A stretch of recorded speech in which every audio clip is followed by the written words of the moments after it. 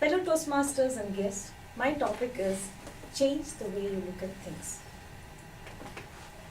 Albert Einstein once observed that the most fundamental and important decision you have to make in your life is whether you live in a hostile or a friendly world. A world filled with hostility, people want to kill each other.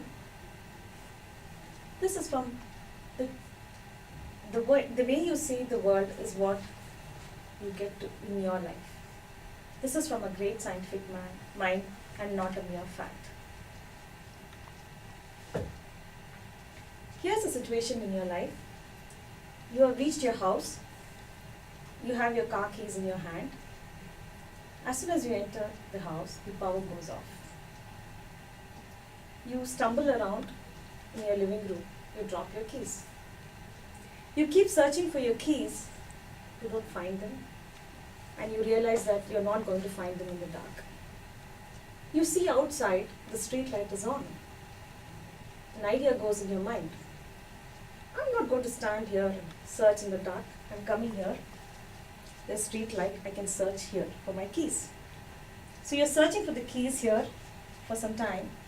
And then your neighbor sees that you're searching for the keys and asks you, what are you up to?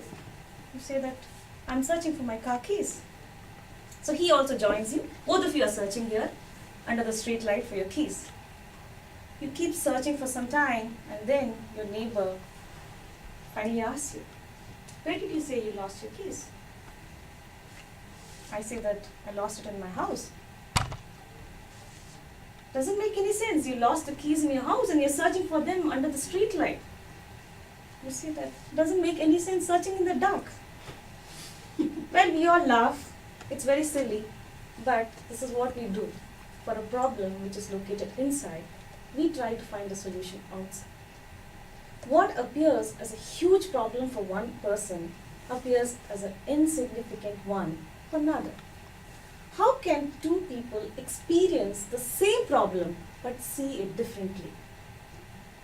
We have our own map of the world, our own foundation of belief, which either supports or hinders them. Here's another example which I wanted to say. A bee settling on a flower has stung a boy. The boy dreads the bees and says the object of the bee is to sting people. The philosopher, on the other hand, admires the bees and says the object of the bee is to sip the nectar from the flower. The beekeeper says the object of the bee is to collect honey. The botanist says the object of the bee is to fertilize the pistil of the flower. As you can see, the perception of the observer depends on his own perception and assumptions, and it decides what you see. Friends, we see not more than what we expect to see. Even colors are products of our mind. Vincent van Gogh once observed his brother and said, I see 27 different shades of grey. Who knows if my red is the same as your red? Our stereotype notion block our vision and crowd our imagination. Not long ago, in a metro station in, I think in Washington, a violinist was playing the violin. He played 6 batch pieces for 45 minutes. It was a rush hour. Thousands of people were passing through the station. Nobody really had the time or paid attention to his music. The first person who stopped by and listened to his music was a 3-year-old boy. He played for 45 minutes, nobody observed. It seems that only people who stopped by and listened to his music were children. He played and then he moved on. Nobody even observed, nobody applauded, nothing happened. It was a normal day. Friends, nobody realized it was Joshua Bell, the world-known musician who was playing in his violin. People see what they expect to see. They expected a street musician to be playing for handouts, and they never paid any attention. So they saw what their mind wanted to see, a street musician, whereas children were the only people who had stopped by.